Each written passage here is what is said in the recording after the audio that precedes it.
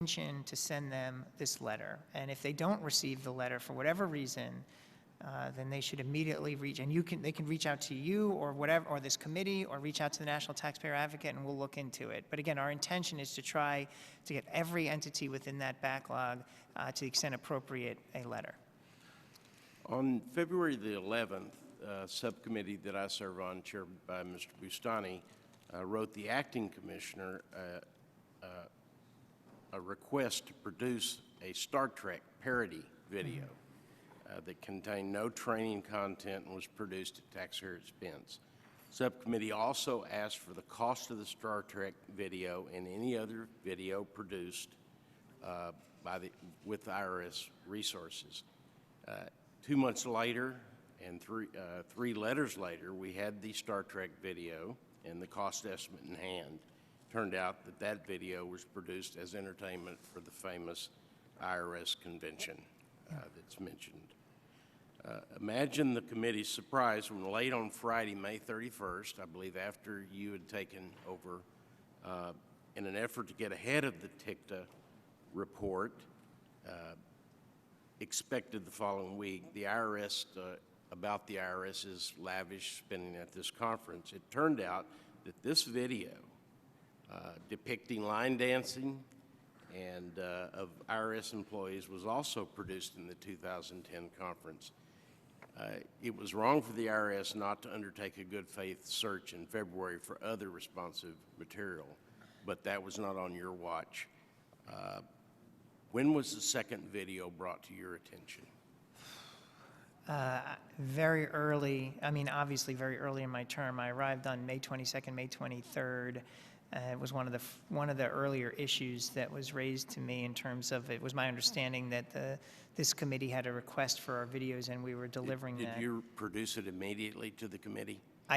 It's my recollection that once I became aware of it and we had it in hand and it was requested by the committee, we provided it. I think there may have been a need to redact some of the names on it to protect personal privacy, but yes, I think we turned that video over to you very quickly. And did you or others in the IRS directly consult with the Treasury on how to produce that video to Congress? How to produce it? I'm not aware of us consulting with the Treasury Department on how to produce it, but I necessarily don't understand your question.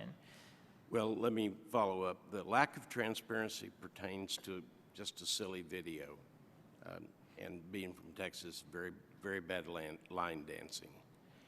Now for something really more consequential, Chairman Bustani wrote then Acting Commissioner Stephen Miller on May 10th to ask about all documents containing the word Tea Party and a list of IRS employees involved in the targeting. You wrote back on June 7th.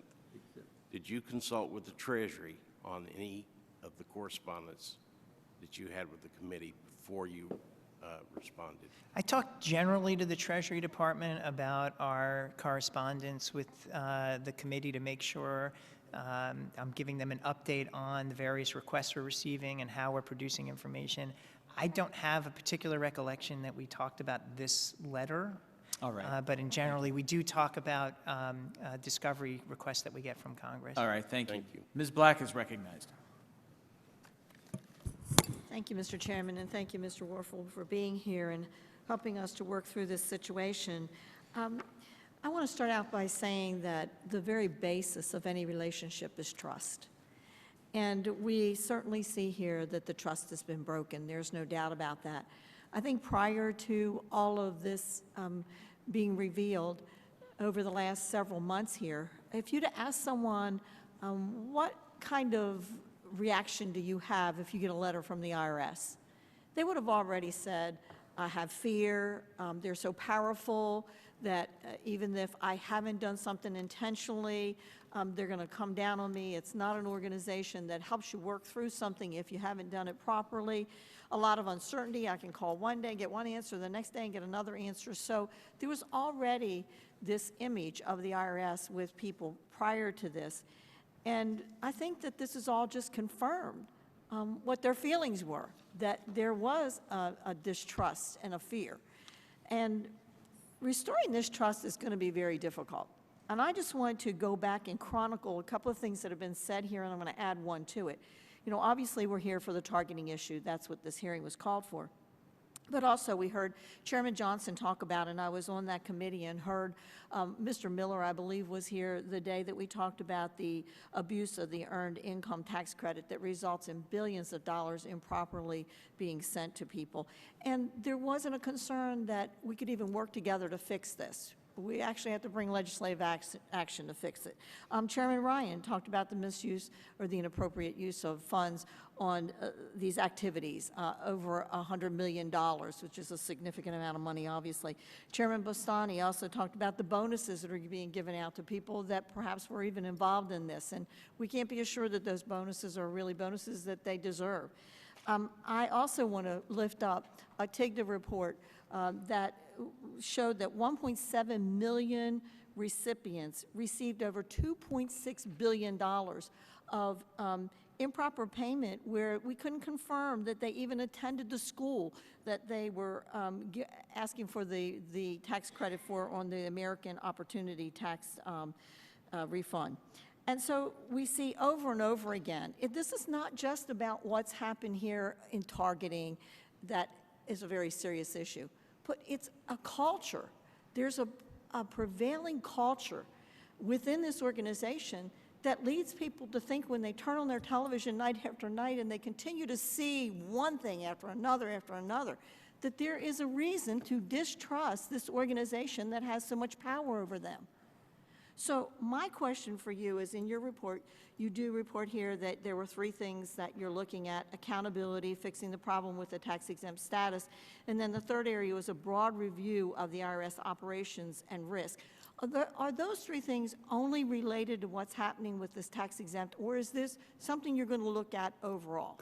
It's broader. I mean, if you, in section 3 of the report, what we attempt to do is we draw 4 general conclusions coming out of this issue with respect to the IG report, and we ask questions about the broader applicability of those 4 areas into the rest of the IRS. And we analyze each question and come up with a series of actions intended to deal with the issue. For example, and I think an important one, is the taxpayers that were not getting the appropriate customer service or treatment by being in a backlog too long and getting inappropriate questions. So I'm going to interrupt you because I'm going to be limited on my time here, and I want to go on to another question. But what I would like to know, I would like to know your plan. And I know you can't give me your whole plan today, but given what we're seeing here, there has got to be a plan to show the American taxpayer they can have confidence that they can trust the IRS in their most personal information. An initial blueprint of that plan is here and is in section 3 of this report, and I would love feedback on it. And certainly there's places we can fill out and do more.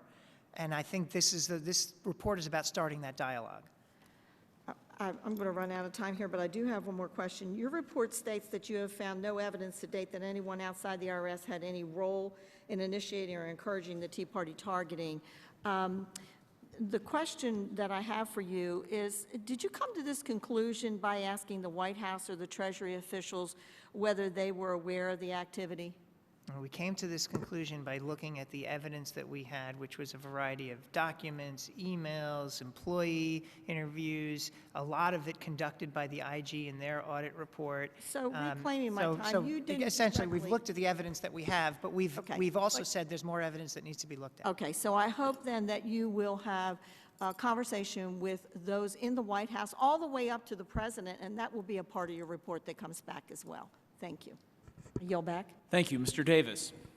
Thank you very much, Mr. Chairman and Commissioner. How are you? And thank you for being here. You know, like a number of other people who have sort of expressed interest in the fact that you would take this position and even asked why, I think I've come to the conclusion of why.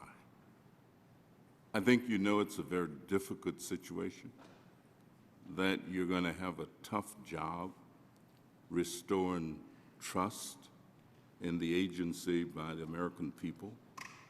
But I operate from the premise that if there is righteousness in the heart, there's beauty in the character. And listening to you all of this time this morning, I get the impression that that's really where you are, and that's what you really want to do. And that's how you're going to manage this agency in a balanced kind of way, adhering to the policies and practices, procedures, and points of law that have already been established legislatively, that this is what you are supposed to do. I've been tremendously impressed with the report that you have issued, and there are some things that jump out at me. One is the fact that you're ready to make some rectification for those groups and individuals who feel that they've been harmed with unusual delays in the processing of their applications, even to the point of self-certification. How would that work? How do you propose to have that work? Well, this week, the taxpayers that are in our priority backlog for more than 120 days will receive a letter that will explain this new program that we have that would enable them to get a fast-track approval if they are willing to certify to these particular facts and realities. That, and as I've said, it has to do with their expenditures and their voluntary person hours and not to exceed certain thresholds. So if they feel comfortable that they can attest to that's the way they're going to carry out their operations with respect to political and social welfare activity, they will sign the document just like they sign their application today, submit it to the IRS, and we will give them an approval. And if their activities change, they will be required to let us know. And it's possible, like with any taxpayer, that they could be reviewed on audit or exam at some later point. And if we find compliance, we'll move forward. If we find non-compliance, we'll deal with it at that time. I know that much of our conversation has been about transgressions and activity that was outside the realm of what one would expect. And I also know that history is history, and that it's very difficult to change what has already happened, but it's not impossible to make sure that it does not happen again. You mentioned in your report that there are certain risks that and information relative to operations of the entire agency that the Commissioner's office may not have had enough information about. Yes. And that you would want to seriously analyze that, and how do you change that information gap that may exist? Yeah, when I came to the IRS, I recognized that across the organization, I do not believe today there is enough work being done to both identify, categorize, understand emerging risks and operational challenges within the organization, and bring it together on a portfolio basis across the IRS so that the senior leadership of the IRS can understand those issues and deal with them. Not just deal with them, by having transparency into them, it automatically triggers accountability for them to deal with it. It creates an environment in which the leadership and the division itself are working together towards a solution.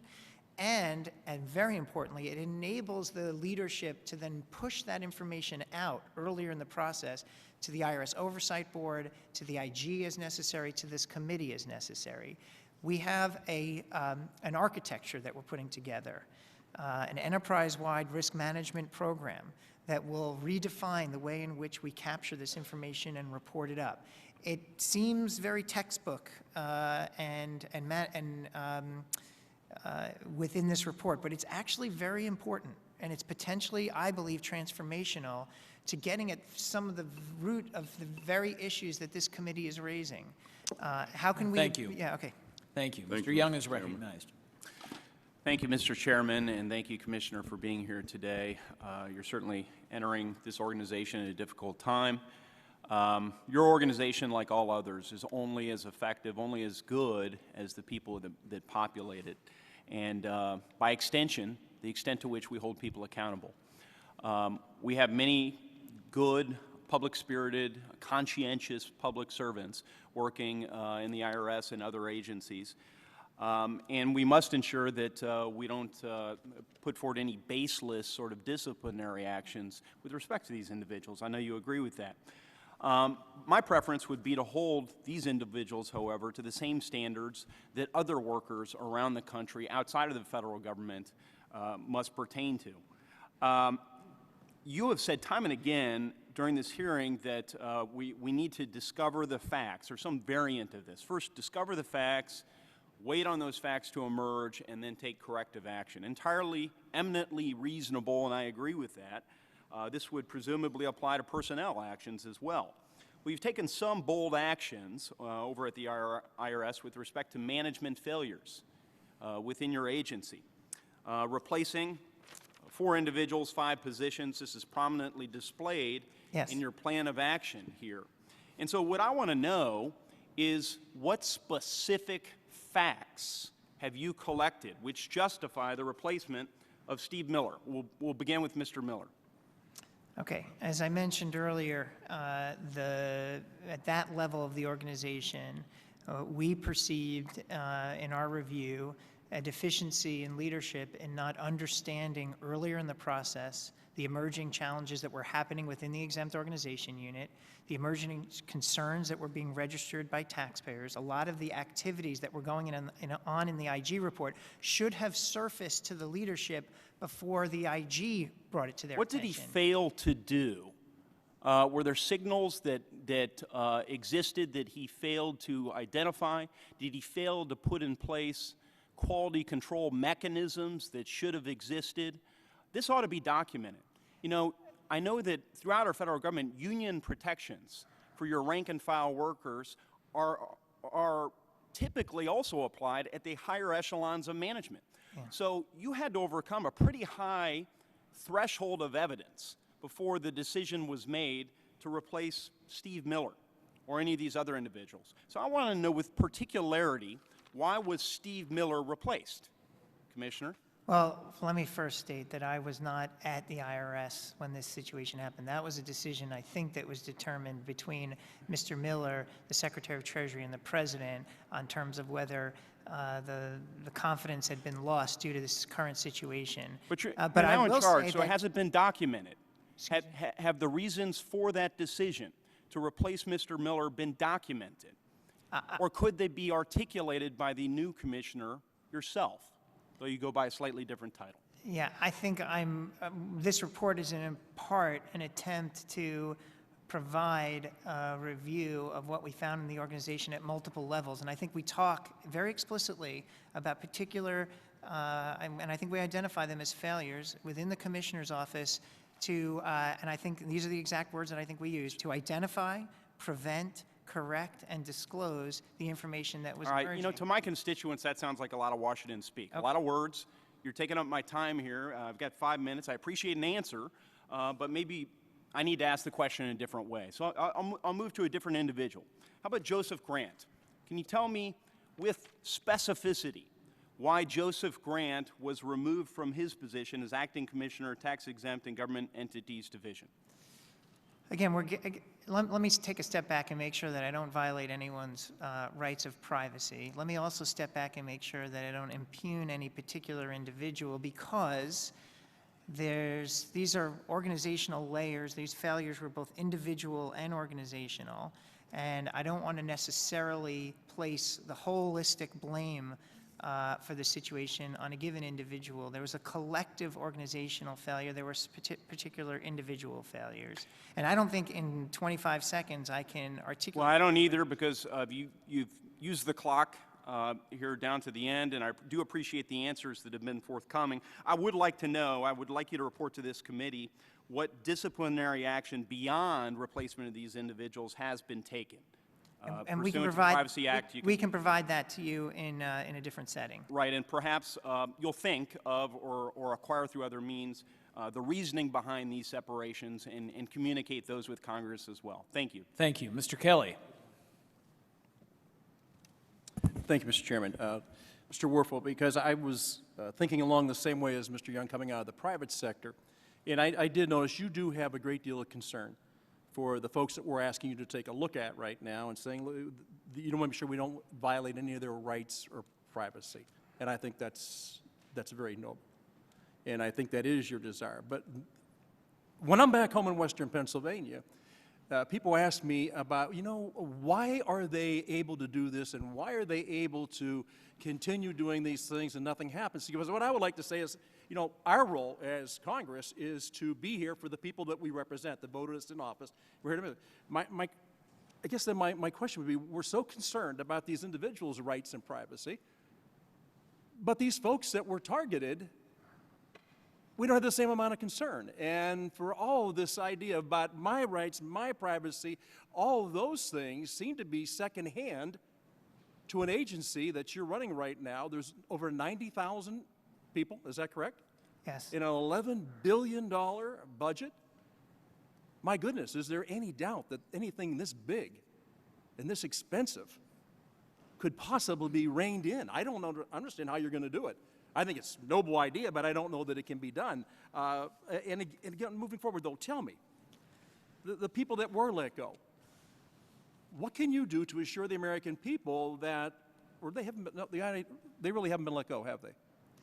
There's a combination of personnel actions that have been taken. But nobody's been let go. There's been Well, individuals that have left the organization. It's an easy answer. Either they were let go or Has they anyone weren't. been fired yet as a procedural matter? No, but all of these options are being proceeded with and well, because appropriate. the way government works, they usually get redeployed. I haven't seen anybody get let go for anything. And I know that you don't have a lot of tools in your toolbox. When people go on a leave of absence, that's always paid. And I think for the American taxpayers, they'd like to think, you know what, shouldn't somebody be watching our dollars? People The do answer get- is that you don't have that tool. People I know do that. get fired from the federal government. I understand Just, that. It follows a process. Yeah, well, I understand all that, but as of my 2.5 years here, any of the wrongdoing, nobody's ever been let go. They've been redeployed, they've been repositioned, they've been placed on administrative leave with pay, all different types of things. Both Ms. Lerner and I think it was Mr. Roseberg yesterday, people pleading the fifth when they come before the people's house to answer questions about something that they could be involved in. Now, I know there's a rule of law, I can appreciate that, but that adds then to the public's distrust and loss of faith in the government. So I know you have a large job on your hands. As we go forward, though, you said to start off, and maybe I didn't understand you, but more investigation needs to be done. How long do you foresee this going? That's a good question, and I don't want to lock into a particular time frame because I want to make sure that we follow the facts wherever they take us. But I would anticipate that over the next, 2 months, there'll be a material amount of interviews and document review that would enable us to revisit the issues and see where we are. I think that's probably the right complement of time. Will I say it's over at that point? No. But I think that seems to me a good milestone to check in and figure out, have we learned a material amount of information? So far, what I've seen in your comments is that there's been a lot of wrongdoing or somehow things weren't handled the right way, but nothing that you could say that was intentional. At this time, we haven't seen anything, but we're open to the fact that it may have occurred. We just want to make sure that we're doing all the right due diligence to ask those questions. I understand that. Just to switch real quick to Cincinnati. Yes. Did it originate in Cincinnati and only happen in Cincinnati? Does it go any deeper? Can you tell that yet? What I think is important to understand here. No, I'm really running out of time. Did you notice there anything were yet? Here's the point. I need to make this point. The individual that supervised the Cincinnati office sat in Washington, D.C. I understand, but the answer is no. You don't know yet whether it's just in Cincinnati. I could offer more than that, but we don't know the answer to. If you wanted me to expound, I could, but I don't have the time. I would love to have a longer I don't know the conversation. definitive answer to that question. Okay. Is there any doubt in your mind that it doesn't lead back farther? I don't understand that question. Well, is it just Cincinnati, or does it come back? Does it come towards Washington? How high does it go? I was about to say that there are people in Washington, D.C., in particular, for example, the position of Director of Rulings and Agreement, which is in my Okay, report. so it could go that much person deeper. sits in D.C. Now, they're 5 levels beneath the Commissioner's office, Okay. but they are involved in these activities, and their office is in Washington, Well, D.C. and I appreciate it. I just want to tell you that the people that I represent back in Northwest Pennsylvania do not they don't believe right now that there is going to be a serious inquiry into this, and they don't think that the IRS is going to come out on its own and do it, or the administration is going to do it on its own. It's going to be up to us in Congress to continue to look for what the answers are. So I wish you luck on your job, but I also would say this is critical to the faith and trust that the people have in this government. Right now, their tank's running on zero because we haven't seen anything yet that makes sense to the American people that this is fair and just to them. All right, Mr. Renacci, and then Mr. Griffin. Thank you, Mr. Chairman. Thank you, Mr. Warfel, for being here. You know, I was watching all these questions. It reminded me of the days in my private sector life when I was hired to go into bad situations and turn them around, and that's exactly what you've had to do. And I had to report to a court every week in bankruptcy in those situations as a trustee's representative. So one of the things that people always wanted to know in those was, what are you going to do to change things? How are you going to fix things? And I think those are the line of questions that American people want to hear. They want to hear the answers. I've got a lot of questions, so I'm going to ask you just for yes and no answers, and if you want to go back to them, we can. But did you talk to the Treasury about your testimony in discovery today? Yeah, I consult with the Treasury about this hearing. Did you supply them your testimony or submit your testimony before? My testimony today was the report, so they had the report. Did the Treasury make course. any corrections, revisions, or make any suggestions on what you would say or not say or submit today? Yes or no?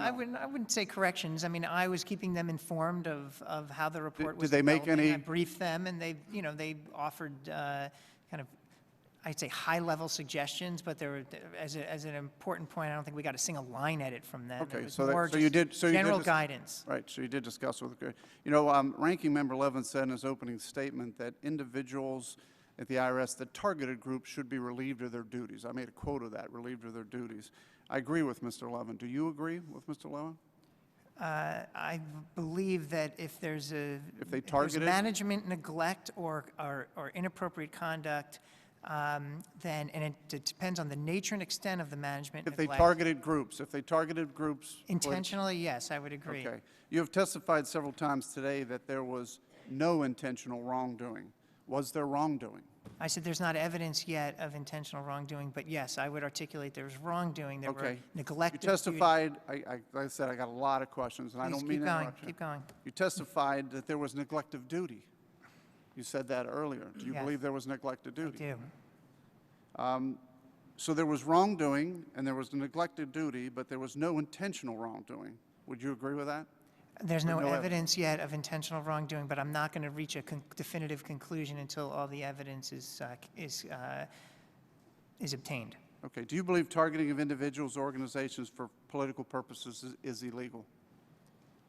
Target with political bias? Yeah, I think there's potential illegality there. It's certainly inconsistent with the IRS mission statement. Okay. Do you believe it is wrongdoing? Yes, Do you believe it is neglect of duty? yes. Did the IRS seek a removal of Mrs. Lerner? I can't answer that question in this setting, but I can answer that question in a different setting to you directly. So you can't answer whether she was asked to resign or be fired? Not in this setting, but in a separate setting I can. What is Mrs. Lerner doing right now? I can't answer that question in this setting. All right. Do you believe the IRS, again, I'm going to go back, do you believe that IRS employees who are deemed to have targeted someone for political purposes should be fired? If it was based on political animus or that type of intent, yes. If the seriousness of the management neglect was to the appropriate level of seriousness, then yes. Are you aware of Section 1203 of the IRS Restructuring and Reform Act of 1998? We're aware of the act, but you'd have to tell me exactly which section you're referring to. Section creates a list of 10 deadly sins that Yes, the I'm IRS aware. employees can be terminated for. Yes. Are you aware that political targeting is on that or not on it? I don't have the list memorized, but I can look into it. I think it's implied through other more general criteria, is my It's recollection. specifically not mentioned. Can you Yeah. think of any reason why we should not add the targeting of an individual for political purposes by the IRS agent to that list? Given these events, I think it's a reasonable suggestion. Okay, well, I agree, and that's, so you know I'll be introducing language to do that, and I hope your agency will support that. Mr. Chairman, I yield back. Thank you. Mr. Griffin is recognized. Thank you, Mr. Chairman. Thank you, Mr. Warfel, for being here. I also have heard great things about your reputation, and I hope that you will get to the bottom of this. I want to raise some specific questions, though. This report, Charting a Path Forward at the IRS, is a public report. And in this town, as you know, you've been here a while, and I've spent some time in this town, a public report, whether it's intended to be or not, is a political report. People are going to seize upon what's in that report, and they're going to statements like the one that you made, we have not found evidence of intentional wrongdoing on behalf of IRS personnel. They're going to seize on statements like that, and they're going to hold that up and say, see there? No evidence. I was a staff investigator here in the House. I've been a prosecutor. Did you not know that by putting that in the statement, you were communicating to the world, even though this is simply an update, you were communicating to the world from a political perspective that there is no evidence of wrongdoing. I understand factually what you mean, but the reason this has gotten so much attention is because what a responsible investigator would say is either nothing where that line exists or the investigation continues. The idea that you would say there's no evidence of intentional wrongdoing at this point is, I worked at the White House in political affairs, you've worked at the White House, I worked up here. That's a political statement.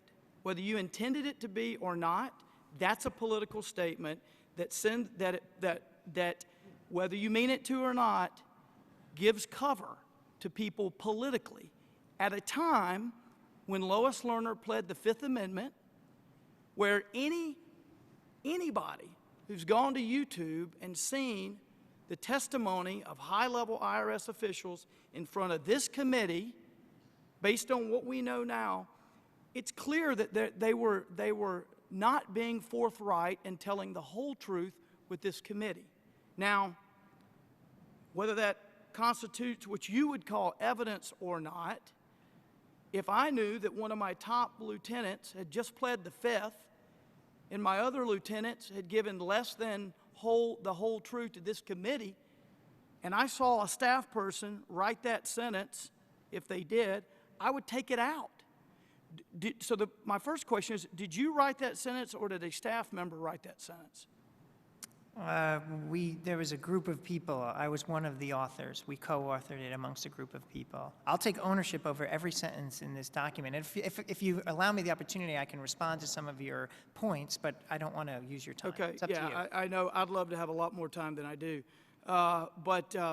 And maybe because I'm last, I can keep going. Maybe not. But did the White House at any time, I know the White House, as I used to say, and probably you say, is not a person. Did anyone at the White House review this statement? No, No one. not that I'm aware of. Okay. Anyone at Treasury? Yes. Yes. Well, And let me just say, I did brief the president a few hours before the report went out, on the morning the report was issued on Monday, and I did mention this conclusion, so I just wanted to make sure that that was clear. I appreciate you pointing that out. I think the bottom line is here, we have an ongoing investigation here in this committee. We have an ongoing investigation in the Senate. We have an ongoing investigation at another committee. We have a criminal investigation. We have a top lieutenant who has pled the Fifth Amendment. We have, in my view, we have video of high-level officials giving less than the whole truth to this committee, which is potentially a criminal act. I just think that whether you believe that statement or not, putting it in here with your background in Washington is irresponsible. And let me go on to the next point here. These individuals that you personally did not interview, Josh Grant, Stephen Miller, Doug Shulman, Lois Lerner, can you tell me who is interviewing? First of all, is someone interviewing them? There's the Inspector General and the Justice Department are putting together a witness list, or have put together a witness list. I assume it's evolving based on the facts that they're gathering, and the professional investigators of both the Inspector General and the Justice Department are conducting those interviews, and at the appropriate time will share those results with me, and I assume you, in order to make sure that we have a collective understanding of the facts. All right. Thank you. Time has Chairman. expired. Thank you, Mr. Werfel, for your testimony this morning, and with that, this hearing is now adjourned.